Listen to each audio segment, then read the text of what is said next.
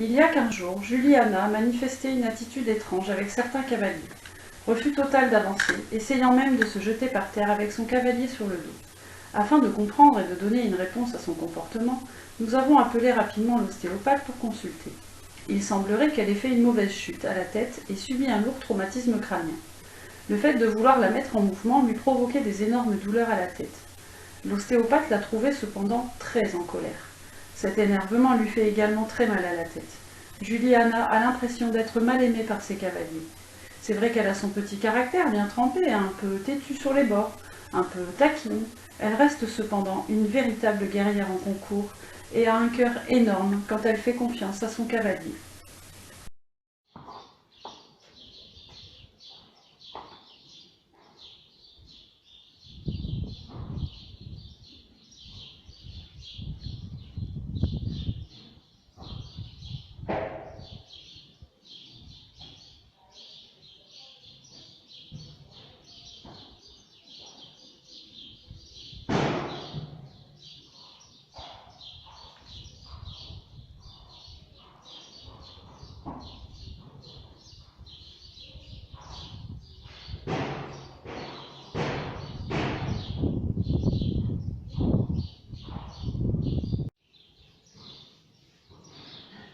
Alors je suis en pleurs, je vous explique pourquoi, c'est parce que cette jument, elle a toujours été mal considérée.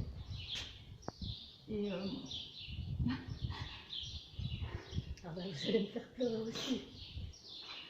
elle a trouvé une bonne âme ici pour lui redonner ces lettres de noblesse en tant qu'individu du cheval. Mais c'est rare que je pleure comme ça, je peux vous le garantir, parce que j'essaye toujours de tenir pour les chevaux.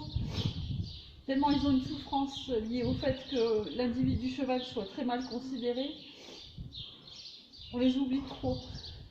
Et elle a été tellement oubliée que son individu cheval, il est quand même en grande souffrance, et je pense que Ah bah oui, mes larmes, il faut que vous les voyez à un moment donné, pour que vous puissiez comprendre ce que je ressens quand je rentre en contact avec ces chevaux-là. Je voulais vous dire qu'il faut arrêter de croire qu'au bout du monde, il n'y a pas un être sensible. Ils sont comme nous. J'ai jamais cru. Ils peuvent être stressés, ils peuvent avoir des pleurs, ils peuvent ressentir aussi le fait qu'ils soient catalogués.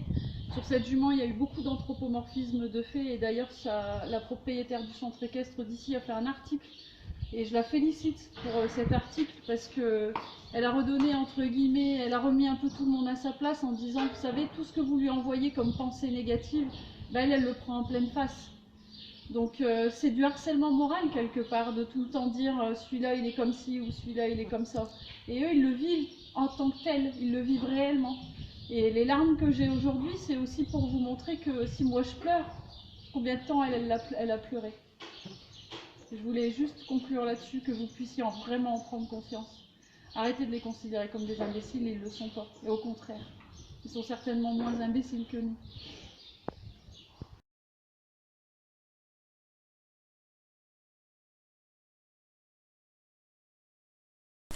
Les chevaux de club, ces équidés, sont souvent injustement méprisés car ils sont trop comme ci, pas assez comme ça, et bien d'autres excuses que nous, moniteurs, propriétaires ou même naisseurs, entendons régulièrement et qui nous attristent.